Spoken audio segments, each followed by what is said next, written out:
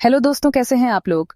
आज हम आपको बताने वाले हैं new ITR 5 form for assessment year 2025 to 26। चलो डिटेल में डिस्कस करते हैं।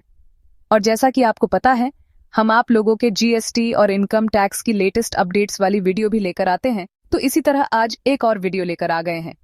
और हाँ, वीडियो को लास्ट तक जरूर देखना, क्योंकि आपको एडवाइस ब्रेन की वीडियोस में टैक्स एक्सपर्ट का इंसाइट और कुछ इंपॉर्टेंट टिप्स मिलेंगे। और अगर आप हमारे चैनल पर नए हो तो चैनल को सब्सक्राइब करें। चलो शुरू करते हैं। Central board of direct taxes CBDT ने officially income tax return ITR form 5 को असेसमेंट ईयर 2025 टू 26 के लिए नोटिफाई कर दिया है। यह नया फॉर्म नोटिफिकेशन नंबर 42 2025 के थ्रू द 1 मई 2025 को इश्यू हुआ है और इसमें फाइनेंस एक्ट 2024 के हिसाब से कुछ इंपॉर्टेंट चेंजेस इंक्लूड किए गए हैं। ये अपडेट उन सभी फर्म्स, LLPs, AOPs, BOI और दूसरे लोगों के लिए बहुत जरूरी है जो ITR 5 फाइल करने के लिए रिक्वायर्ड हैं, इंडिविजुअल्स और HUFs के अलावा। अब बात करते हैं कौन फाइल करे ITR 5। ये रिटर्न फॉर्म उन लोगों के लिए एप्लीकेबल है जो 1. फर्म्स एक्सक्लूडिंग LLPs जो ITR 3 फाइल कर रहे हैं। 2. Association of persons AOP। 3. Body of individuals BOI। 4. Artificial juridical person AJP। 5. Estate of deceased insolvent यानी जो गुजर गए हैं या जो इंसॉल्वेंट हैं। 6. Business trusts और investment funds।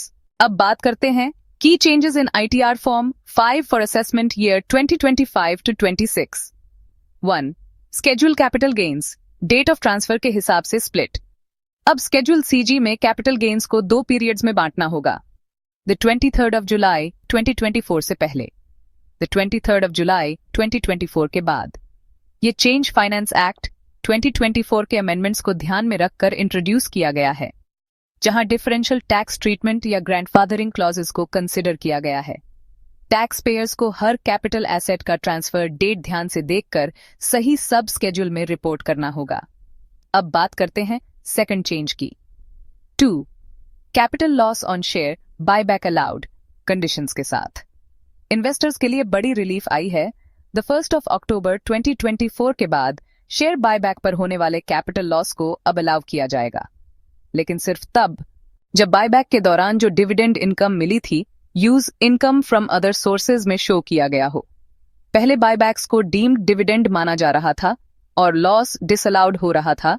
रिवाइज्ड फॉर्म अब इस रिपोर्टिंग को क्लियरली अकोमोडेट करता है, इसलिए स्केड्यूल OS में डिविडेंड कंपोनेंट को सही से डिक्लेयर करना जरूरी है ताकि कैपिटल लॉस क्लेम कर सको। अब बात करते हैं थर्ड चेंज की। 3. Reference to section 44 BBC cruise business. अब ITR 5 में नया सेक्शन 44 BBC इंक्लूड किया गया है, जो क्रूज बिजनेस से इनकम पर प्रिजम्पटिव टैक्सेशन प्रोवाइड करता है। ये चेंज सरकार के क्रूज टूरिज्म को प्रमोट करने के इनिशिएटिव का हिस्सा है और ऑपरेटर्स के लिए टैक्स कंप्लायंस को सिंप्लीफाई करने के लिए बनाया गया है। जो लोग क्रूज ऑपरेशंस में एंगेज्ड हैं, उन्हें सेक्शन 44 BBC के हिसाब से अपनी एलिजिबिलिटी असेस करनी होगी और अकॉर्डिंगली रिपोर्ट करना होगा। अब बात करते हैं फोर्थ चेंज की। 4. TDS सेक्शन कोड इन स्केड्यूल TDS ट्रांसपेरेंसी और ट्रेसेबिलिटी को इंप्रूव करने के लिए। रिवाइज्ड स्केड्यूल TDS में हर एंट्री के लिए TDS सेक्शन कोड जैसे 194C, 194J etc. रिपोर्ट करना मैंडेटरी कर दिया गया है। इससे फॉर्म 26 AS के साथ क्रॉस वेरिफिकेशन करना आसान होगा और असेसमेंट के दौरान रिकंसिलिएशन एक्यूरेसी में इंप्रूवमेंट आएगा। इसलिए TDS एंट्रीज को फॉर्म 26 AS/ट्रेसेस के साथ क्रॉस चेक करना जरूरी है ताकि सही सेक्शन कोड्स कैप्चर हो सकें।